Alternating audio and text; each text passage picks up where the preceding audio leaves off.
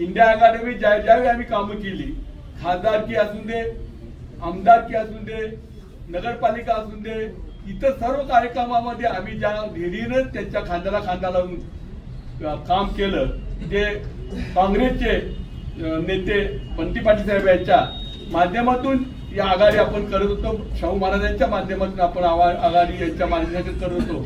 परंतु ज्या पद्धतीनं महापालिकेच्या इलेक्शनमध्ये आणि थोडंसं नगरपालिकेच्या इलेक्शनमध्ये ज्या पद्धतीने एकाधारशाही चालू केली, तुम्ही म्हणाल ते पूर्व अशा पद्धतीनं जे राजकारण करायचं चालू केलं, त्याचा अनुभव आपण आपल्याला आमदारकीच्या वेळी पण आला.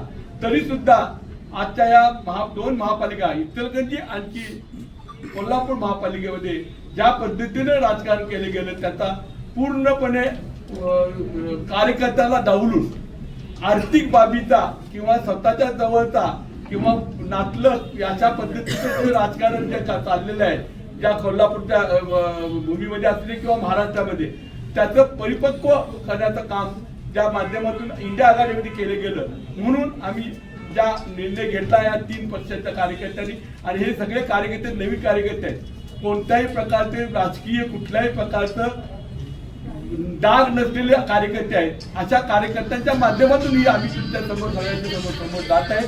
महापालिका इलेक्शन ही महत्वाची असली तर इथून पुढे जे काही त्या दोन महायुती आणि महाआघाडी या दोघांच्या मध्ये जे राजकीय आणि आर्थिक आणि भ्रष्टाचारी प्रकार जे चालू आहे, तो मोडून काढण्याचं काम आम्ही ह्या शाहू आघाडीच्या माध्यमातून करणार आहोत. ओनली ही महापालिकेसाठी फक्त आम्ही एकत्र आलो असं न होता, इथून पुढे येणाऱ्या जिल्हा परिषद इलेक्शनला सुद्धा त्यांना त्यांची जागा दाखवायचं काम आणि जनतेपुढे जाऊन कार्यकर्त्यांना प्रामाणिकपणे न्याय द्यायचं काम आम्ही करणार आहोत. त्यासाठी आम्ही सगळी एकत्र आलो. आज आम्ही टेंटेटिव्ह जी फायनल केलेलं आहे त्याची नावं सगळं आपल्याला आम्ही देतोय. तर दादापणे 25 हे राष्ट्रवादी काँग्रेस, 25 आम आदमी पार्टी आणि वंचित बहुजन समाज व इतर काही असले तर ते 31 अशा प्रकारे आम्ही 81 मतदारसंघाची आम्ही विभागणी केलेली आहे. त्यामध्ये आजच्या याला आम्ही पहिल्या याच्यामध्ये आम्ही